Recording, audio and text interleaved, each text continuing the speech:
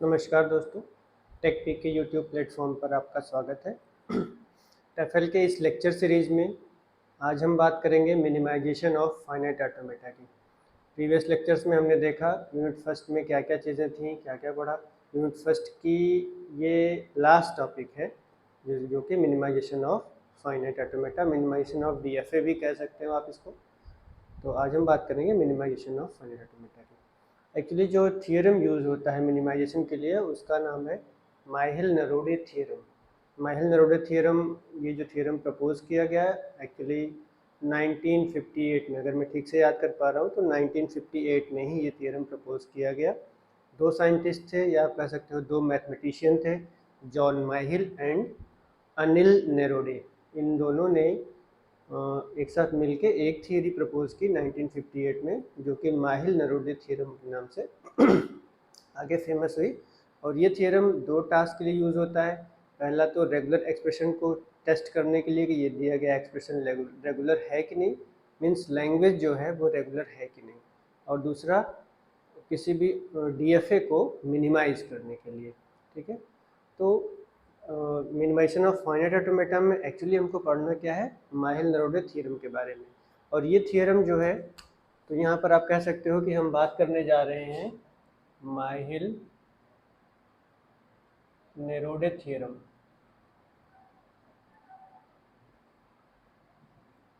इसके बारे में हम बात करेंगे। ठीक है, जो माइहेल-नरोडे थियरम है ये वर्क करता है आपके डिस्क्रीट मैथमेटिक्स के एक कॉन्सेप्ट इक्विवेलेंस रिलेशन पर। ठीक है, इक्विवेलेंस रिलेशन क्या होता है, कोई भी रिलेशन कब कहा जाएगा कि ये रिलेशन इक्विवेलेंस है, जब कोई भी रिलेशन इक्विवेलेंस कब कहा जाएगा, जब तीन प्रॉपर्टीज होल्ड करती हों, रिफ्लेक्सिव, सिमेट्रिक एंड ट्रांजिटिव। ठीक है, ये तीन प्रॉपर्टीज होती हैं एक्सप्रेशन आपके रिलेशन के, रिफ्लेक्सिव, ट्रांजिटिव एंड सिमेट्री। तो हम बात करते हैं इक्विवेलेंस की। इक्विवेलेंस रिलेशन होल्ड करने के लिए आपके पास रिफ्लेक्सिव प्रॉपर्टी होल्ड करनी चाहिए, रिफ्लेक्सिव, सिमेट्रिक एंड ट्रांजिटिव। ठीक है, ये तीनों प्रॉपर्टीज होल्ड करनी चाहिए। रिफ्लेक्सिव एक्स आर एक्स अगर आप लिखते हो तो एक्स रिफ्लेक्ट कर रहा है एक्स को, इसलिए इसको हम रिफ्लेक्सिव कहते हैं। ठीक है, सिमेट्री एक्स आर वाई अगर होल्ड कर रहा है तो फिर ये इम्प्लाई करता है वाई और एक्स ना, ये सिमेट्री है। ट्रांजिटिव एक्स और वाई अगर ये रिलेशन होल्ड कर रहा है और वाई और जेड ये रिलेशन होल्ड कर रहा है तो फिर ये क्या रिफ्लेक्ट करेगा, एक्स आर जेड भी आर के थ्रू बाइंडेड है। ठीक है, इन दोनों के बीच में भी रिलेशन एग्जिस्ट करेगा, ये होता है आपका ट्रांजिटिव। तो यहाँ हमको नहीं जानना है, एक्चुअली हमको जो माइहेल-नरोडे थ्योरम पढ़ना है उसमें सिर्फ और सिर्फ हमको ये जानना है कि माइहेल-नरोडे थ्योरम इक्विवेलेंस रिलेशन को यूज़ करके किस तरह से ऑटोमेटा को या डीएफए को मिनिमाइज करता है, इसके बारे में हमको देखना है। ठीक है, तो चलिए हम बात करेंगे मिनिमाइजेशन ऑफ फाइनाइट ऑटोमेटा की with the help of Myhill Nerode theorem. ठीक है, फर्स्ट यूनिट का ये लास्ट टॉपिक है, इसके बाद हम नेक्स्ट क्लास में स्टार्ट करेंगे सेकेंड यूनिट। ठीक है, तो इसको थोड़ा ध्यान से समझिएगा और ये काफ़ी इंपॉर्टेंट टॉपिक भी है आपके एग्जामिनेशन के पॉइंट ऑफ व्यू से, चाहे वो गेट का हो, चाहे अदर जो आपके कॉम्पिटिटिव एग्ज़ाम्स होते हैं उसमें भी, और आपका जो बोर्ड का एग्ज़ाम है मीन्स यूनिवर्सिटी के एग्ज़ाम्स है उसमें भी ये काफ़ी इंपॉर्टेंट रोल प्ले करता है ये टॉपिक। ठीक है, तो चलिए माइहेल-नरोडे थ्योरम, इसको हम एग्जाम्पल के थ्रू समझेंगे कि ये है क्या। हमने आपको बता दिया इक्विवेलेंस रिलेशन पर ये वर्क करता है, काम करता है। तो हम सबसे पहला काम क्या करते हैं, इक्विवेलेंस को ही फाइंड आउट करते हैं। सबसे पहले हम पाई ज़ीरो को हम कहते हैं ज़ीरोथ इक्विवेलेंस रिलेशन। इस रिलेशन में दो सबसेट होते हैं। पहला सबसेट जो होगा इसको कहते हैं set of final states and the second set is known as set of non-final states.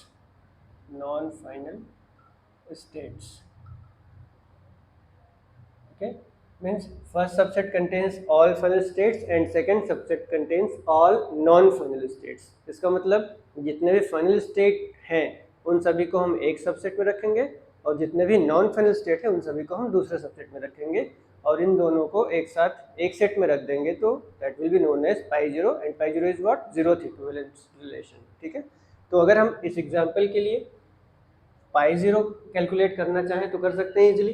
Pi zero क्या होगा, pi zero will be set of final states which are the final states Q3, एक ही है, hence you have to write Q3 here। ये आपका पहला subset हो गया। दूसरा सबसेट जो होगा that will contain all sets of which are not final, means Q0, Q3 को छोड़ के बाकी सारे Q0, Q1, Q2, Q4, Q5, Q6 and Q7। Okay, this is pi not. ठीक है, आपका ये पाई नॉट क्लियर है। पाई नॉट आपने कैलकुलेट कर लिया, ये जीरोथ इक्विवेलेंस। अब आपको क्या करना है, first equivalence relation find out करना है, मीन्स पाई वन। ठीक है, एंड पाई वन कैसे आप कैलकुलेट करेंगे ये आपको बताते हैं। यहाँ पर आप देख रहे हो इस फर्स्ट सबसेट में एक ही एलिमेंट है, तो इस एलिमेंट को हमें चेक करने की ज़रूरत नहीं है कि किसी और से इक्विवेलेंस रिलेशन में होगा कि नहीं, क्योंकि ये इंडिपेंडेंट है ना, इसका और किसी के साथ कोई रिलेशन है ही नहीं, तो हमने इसको Q3 को अलग रख लिया। ठीक है, now we have to check that Q0 is first equivalent with Q1, Q2, Q3, Q4, Q5, Q6 और नॉट। ठीक है, बाकी सबसे हम चेक करेंगे। तो Q0 को हम चेक करेंगे Q1 के साथ ये फर्स्ट इक्विवेलेंस रिलेशन में है कि नहीं है, और उसके लिए क्या करना होता है, उसके लिए हम आपको बताते हैं क्या करना है। छोटा सा कॉन्सेप्ट है, यहाँ पर Q0 और Q1 इन दोनों के लिए हम चेक करने जा रहे हैं, तो हम ट्रांजिशन के थ्रू चेक करेंगे। ठीक है, Q0 से A इनपुट सिंबल देखेंगे कहाँ पर ट्रांसमिट होकर जाएंगे। अगर A इनपुट सिंबल मिल रहा है Q0 से तो हम ट्रांसमिट हो रहे हैं Q1 पर, और Q1 से A इनपुट सिंबल ट्रांसमिट हो रहा है तो हम कहाँ जा रहे हैं, Q0 पर। ठीक है, अब A के लिए Q0, Q1 दोनों से हमें क्या मिला, Q1 एंड Q0। अब हमें ये चेक करना है कि जो आउटपुट हमको मिल रहा है वो इसके जस्ट प्रीवियस इक्विवेलेंस रिलेशन में सेम सेट में एग्जिस्ट कर रहा है कि नहीं। ठीक है, तो Q0, Q1, Q0, Q1 same set में एग्जिस्ट कर रहा है, इसका मतलब for A, Q0 and Q1 are first equivalent. ठीक है, तो B के लिए भी चेक कर लेंगे हम, Q0 से B और Q1 से B। ठीक है, Q0 to B Q0 and Q1 to B, Q1 to B Q2। ठीक है, now Q0 and Q2, if Q0 and Q2 belongs to the same set, और पहले ही हमने पता कर लिया कि A के लिए सेम सेट में बिलोंग कर रहा है जो आउटपुट मिल रहा है, और Q0 Q2 भी सेम सेट में बिलोंग कर रहा है, Q0 Q2। Yes, it means Q0 and Q1 are first equivalent, तो Q0 के साथ हमने यहाँ पर Q1 लिख लिया। ठीक है, यही करना है बाकी सारे एलिमेंट्स के साथ। एक बार फिर से देखेंगे, चलिए Q0 Q1 तो हो गया, अब Q2 को हम चेक करेंगे Q0 के साथ फर्स्ट इक्विवेलेंट रिलेशन में है कि नहीं। ठीक है, Q2 के लिए Q2 to A, Q2 to A Q3, Q2 to A Q3। अब Q0 to A Q1, Q2 to A Q3, Q1 Q3 output मिल रहा है। Now we have to check that these two are belongs to same set और not. तो Q1 तो यहाँ है but Q3 is here, दोनों अलग अलग सेट में बिलोंग कर रहे हैं। It means Q0 and Q2 are not first equivalent. ठीक है, तो चलिए Q2 को हटाते हैं, अब हमें चेक करना है Q3 को।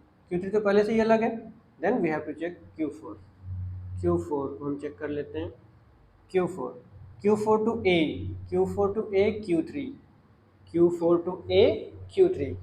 Now Q1 Q3 both belongs to different subsets, then Q0 and Q4 are not first equivalent। ठीक है, अगर सेम सेट में एग्जिस्ट करते तो फिर हम B के लिए भी चेक करते, लेकिन सेम सेट में एग्जिस्ट कर नहीं रहे हैं A के लिए, then we have no need to check for B।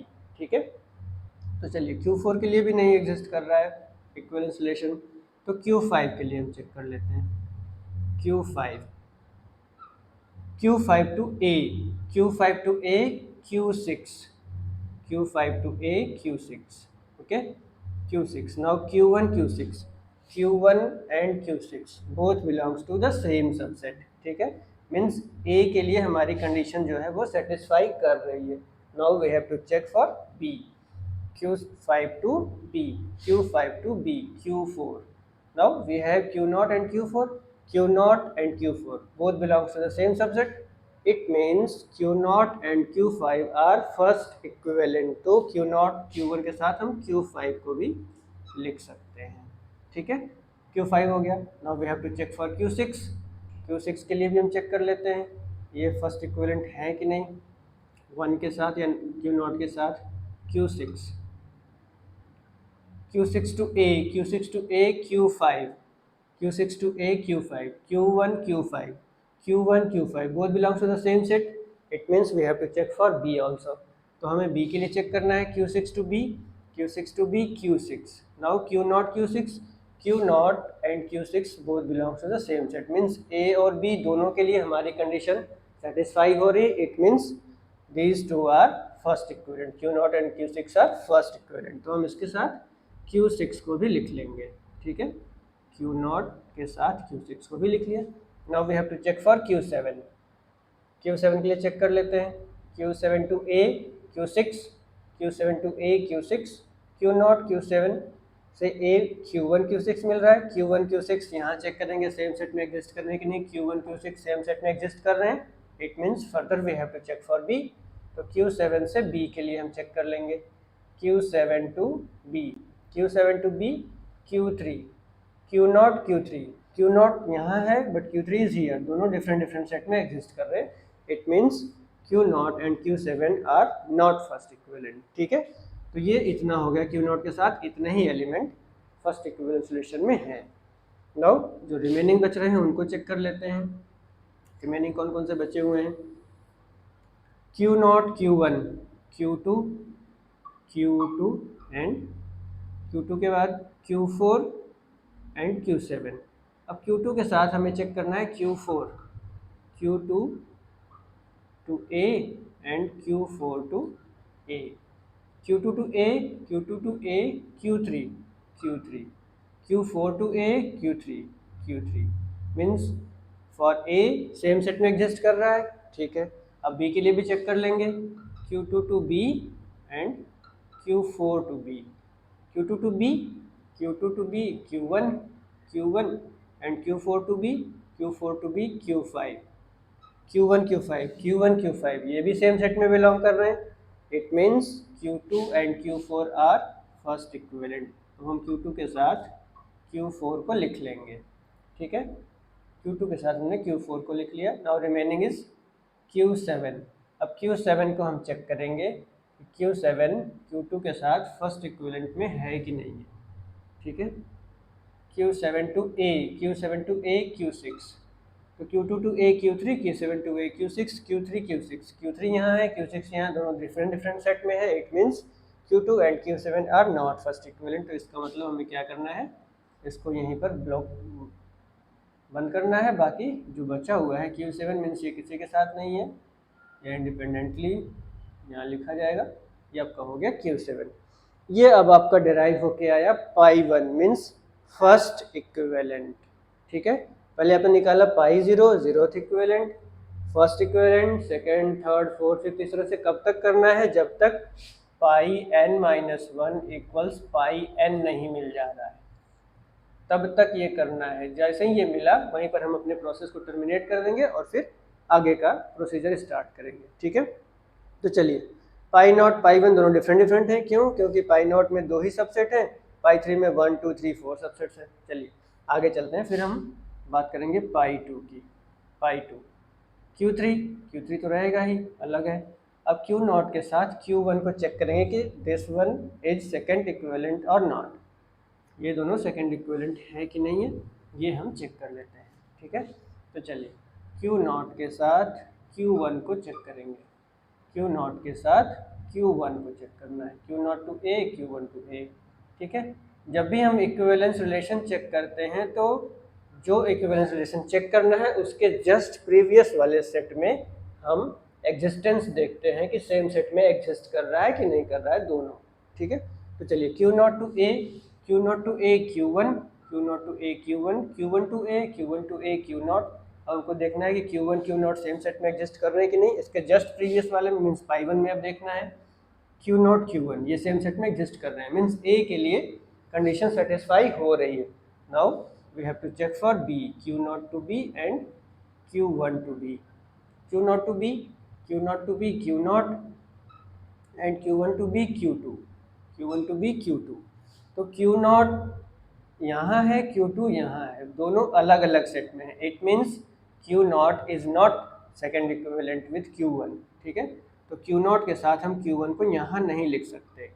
ठीक है, तो चलिए Q1 को नहीं लिख सकते तो अगला हम चेक करेंगे, Q5 को चेक कर लेते हैं. Q5 को चेक कर लेते हैं. Q5 to A, Q5 to A, Q5 to A, Q6, Q0 to A, Q1, Q5 to A, Q6. अब हमको ये चेक करना है Q1 Q6 सेम सेट में एग्जिस्ट कर रहे हैं कि नहीं. Q1 Q6 सेम सेट में एग्जिस्ट कर रहे हैं. It means for A our condition is satisfied. तो हम B के लिए चेक कर लेंगे. Q5 to B, Q5 to B, Q4, Q0 Q4. Q0 तो यहाँ है बट Q4 इज हियर ना. तो मीन्स दोनों डिफरेंट डिफरेंट सेट में एग्जिस्ट कर रहे हैं. इट मीन्स इसको भी हम सेकेंड इक्विवेलेंट नहीं मान सकते Q0 के साथ. Now next we have to check for Q6. ठीक है, तो हम Q6 के लिए चेक कर लेते हैं. Q6 के लिए जब हम चेक करेंगे तो फिर क्या मिलता है वो देख लेते हैं. Q6 to A, Q6 to A, Q6 to A, Q5, Q0 to A, Q1, Q6 to A, Q5. Q0 के साथ Q1 Q5 कहाँ एग्जिस्ट कर रहा है, Q1 Q5 सेम सेट में एग्जिस्ट कर रहा है. अब B के लिए भी हम चेक कर लेंगे. Q6 to B, Q6 to B, Q6.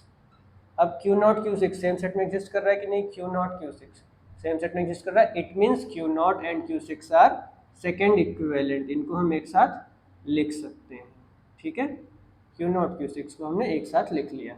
अब बाकी जो रिमेनिंग बचे हुए हैं इस सबसेट में कौन कौन से, Q1 एंड Q5. तो Q1 को हम Q5 के साथ चेक कर लेते हैं कि Q1 और Q5 सेकेंड इक्विवेलेंट है कि नहीं है. ठीक है, तो उसके लिए हमको यहाँ चेक करना पड़ेगा Q1 to A and Q5 to A. Q1 to A, Q1 to A क्या है, Q1 to A Q0 and Q5 to A, Q5 to A Q6. Q0 Q6, Q0 Q6 same set में exist कर रहे हैं. Means A के लिए हमारी condition satisfy हो रही है. तो हम B के लिए चेक कर लेंगे.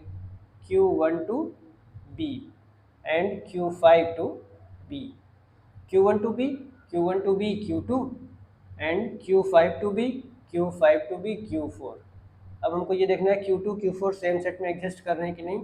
Q2 Q4 सेम सेट में एग्जिस्ट कर रहे हैं. For A and B both our condition satisfy हो रही है. It means these two are second equivalent Q1 and Q5. ठीक है, ये सबसेट हो गया. अब Q2 Q4 को चेक करना है कि ये सेकेंड इक्विवेलेंट है कि नहीं है. तो चलिए हम चेक कर लेते हैं Q2 Q4 को. Q2 Q4, Q2 to A and Q4 to A, Q2 to A, Q2 to A Q3 and Q4 to A, Q4 to A Q3, Q3 ये आ गया.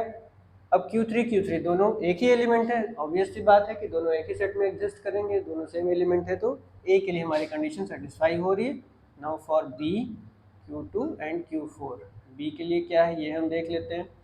Q2 to B, Q2 to B Q1, Q2 to B Q1 and Q4 to B Q5. अब Q1 Q5 को हमको check करना है कि ये same set में एग्जिस्ट कर रहे हैं कि नहीं. Q1 Q5 सेम सेट में एग्जिस्ट कर रहे हैं. It means for A and B दोनों के लिए अलग अलग सेम सेट में एग्जिस्ट कर रहे हैं हमारे output. It means these two are also second equivalent Q2 and Q4. ये भी हो गया. नाउ Q7 इंडिपेंडेंट है, इंडिविजुअल, इसलिए इसको किसी के साथ चेक करने की ज़रूरत है नहीं. ये आपका हो गया पाई 2. अब चेक करना है पाई 1 पाई 2 इक्वल है कि नहीं. नहीं है इक्वल, क्योंकि यहाँ पर 4 सबसेट थे. यहाँ पर 1 2 3 4 5 5 सबसेट हो गए. अब चलिए हम पाई 3 कैलकुलेट कर लेते हैं. पाई 3 में क्या मिलेगा, Q3 तो है ही. Q0 के साथ Q6 को चेक करना है कि ये थर्ड इक्विवेलेंट है कि नहीं है. अगर थर्ड इक्विवेलेंट है तो एक साथ रहेगा, अगर नहीं है तो अलग हो जाएगा इसके साथ.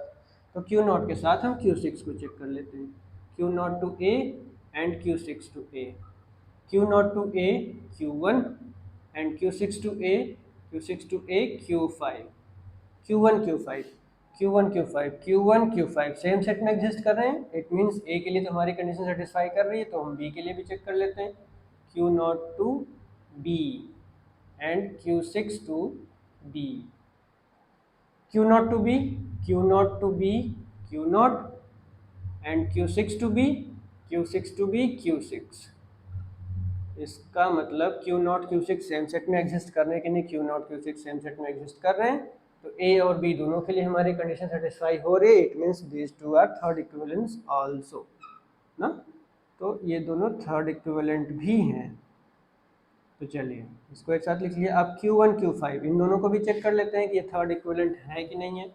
थर्ड इक्विवेलेंट चेक करने के लिए सेम वही प्रोसीजर में अप्लाई करेंगे। क्या, Q1 के साथ Q5 को, Q1 to A, Q1 to A Q0, Q1 to A Q0 and Q5 to A, Q5 to A Q6। अब चेक करना है Q0 Q6 सेम सेट में है कि नहीं। Q0 Q6 सेम सेट में है तो A के लिए तो ट्रू है। अब B के लिए भी हम देख लेते हैं, Q1 to B and Q5 to B, Q1 to B, Q1 to B Q2 and Q5 to B, Q5 to B Q4। अब हमें देखना है कि Q2 Q4 सेम सेट में एग्जिस्ट करने के लिए, Q2 Q4 सेम सेट में एग्जिस्ट कर रहे हैं, इसका मतलब Q1 Q5 भी एक साथ ही रहेंगे, ये दोनों थर्ड इक्विवेलेंट भी हैं Q1 Q5। अब आगे Q2 Q4 को हमें चेक करना है, Q2 Q4 को चेक कर लेते हैं, Q2 and Q4, Q4 for A and for B also, Q2 Q4 B, Q2 to A, Q2 to A Q3 and Q4 to A, Q4 to A Q3। इसका मतलब एक ही element है तो same set में exist करेगा ही, तो A के लिए सेटिस्फाई हो रही है। Q2 to B, Q2 to B Q1, Q1 Q4 to B, Q4 to B Q5। अब देखना है Q1 Q5 सेम सेट में है कि नहीं। Q1 Q5 सेम सेट में है, इसका मतलब Q2 and Q4 these two also are third equivalent। Now Q7 अलग से बचा हुआ है, Q7 को एज इट इज लिख लेंगे। ये हो गया π3। अब हमें देखना है कि π2 एंड π3 आर इक्वल और नॉट। अब यहाँ से देखिए 1 2 3 4 5, 1 2 3 4 5 और जितने एलिमेंट्स π2 में उतने ही π3 में भी हैं, उतने ही सबसेट में हैं। It means π2 equals π3। जब ये कंडीशन होल्ड हो रही है तो यहीं से हमारा प्रोसेस टर्मिनेट हो जाएगा। यहाँ आप लिख सकते हो प्रोसेस टर्मिनेटेड, ठीक है। यहाँ पर आपका प्रोसेस टर्मिनेट हो गया। अब बाकी जितने बचे हुए एलिमेंट्स हैं, जितने बचे हुए सबसेट हैं, वो सबसेट क्या हो जाएंगे, वो सारे subset as a single state behave करेंगे आपके मिनिमाइज्ड ऑटोमेटा में। सॉरी, ठीक है। तो Q3 Q0 Q1, Q1 Q5, Q2 Q4 and Q7, ठीक है। तो चलिए हम स्टेट्स को बना लेते हैं। Q0 Q6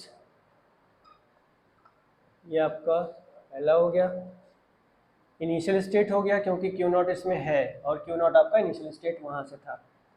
Q3 ये आपका फाइनल स्टेट है, Q3 ये फाइनल स्टेट है, सॉरी ये इनिशियल स्टेट के लिए हम एरो यूज़ करेंगे ना, ये आपका एरो और ये आपका फाइनल स्टेट, ठीक है। बाकी जो बचे हुए हैं उनको हम लिख लेते हैं Q1 Q5, Q1 and Q5 और कौन सा Q2 Q4, Q2 Q4 और कौन सा Q7, Q7, ठीक है। Now Q0 to A, Q0 to A Q1, Q1 कहाँ है, यहाँ है, तो हम इसको A के साथ दिखा देंगे, Q0 to A Q1, ठीक है। अब फिर Q0 to B, Q0 to B, Q0 mean self loop, Q0 यहीं पर रह जाएगा B के लिए, ठीक है। फॉर Q0 ये क्लियर हो गया। अब अगला स्टेट कौन सा मिला, Q1 Q5, दोनों में से किसी एक के लिए हम ट्रांजिशन देख लेंगे। Q1 के लिए देख लेते हैं, Q1 to A, Q1 to A Q0, Q1 to A Q0 यहाँ आ गया, Q1 to A Q0 यहाँ आ गया। और फिर Q1 to B, Q1 to B, Q1 to B Q2, Q2 कहाँ है, यहाँ है, तो B के लिए हमारा जो ट्रांजिशन है वो यहाँ आ गया B, ठीक है। अब ये हो गया। अब Q2 Q4 इन दोनों में से किसी एक के लिए हम ट्रांजिशन देख लेंगे, Q2 to A, Q2 to A Q3, Q2 to A Q3, Q3 कहाँ है, यहाँ है, तो Q2 to A Q3 and Q2 to B, Q2 to B, Q2 to B Q1, Q1 कहाँ है, यहाँ है, तो Q2 टू V Q1, ठीक है, ये हो गया। अब फिर Q7 बच रहा है, Q7 बच नहीं रहा, अब Q7 पर हम पहुँचे ही नहीं है, तो Q7 का भी छोड़ देते हैं, जहाँ पहुँचे हैं वहीं से हम ट्रांजिशन लिखेंगे। Q3 पर पहुँचे हैं, Q3 to A, Q3 to A Q3, ये सेल्फ लूप है, Q3 to A Q3 and Q3 to B, Q3 to B Q0, ये सब कहाँ पहुँच गए, यहाँ पहुँच गए, Q3 टू B, ठीक है। अब आप देख रहे हो यहाँ पर हम Q7 पर कहीं पहुँच ही नहीं रहे हैं, Q7 पर कहीं से भी नहीं पहुँच रहे, तो हम Q7 को यहाँ से रिमूव कर सकते हैं, ये हमारा नॉट रीचेबल स्टेट है। यहाँ चाहे तो आप लिख सकते हैं because Q7 is not reachable state, not reachable state, hence we can remove it, ठीक है, we can remove it। आपने Q7 को रिमूव कर दिया, तो जो बाकी बचा हुआ ऑटोमेटा है, this automata is minimized automata of this automaton, ठीक है। तो ये आपका पूरा प्रोसेस जो है, this is called the minimization of finite automata, और इसी तरह से आप ऑटोमेटा का मिनिमाइजेशन परफॉर्म करेंगे with the help of Myhill Nerode theorem, ठीक है। आई थिंक सबको समझ में आया होगा, एक दो बार आप प्रैक्टिस करिएगा, अगर नहीं समझ में आएगा तो फिर से हम इसको डिस्कस कर लेंगे, अगर प्रॉब्लम होगी तो आप कमेंट सेक्शन में बताइएगा, हम डिस्कस करेंगे दोबारा से इसको। ये थोड़ा सा इंपॉर्टेंट टॉपिक है, इसलिए आप बार बार इसको रिवाइज करिए, क्वेश्चन सॉल्व करिए, अगर नहीं समझ में आ रहा तो आप कमेंट सेक्शन में पूछ सकते हैं, हम इसकी दोबारा से एक क्लास और ले लेंगे, ठीक है। तो फ्रेंड्स आज के लिए बस इतना ही, बाकी फिर नेक्स्ट क्लास में। Thank you.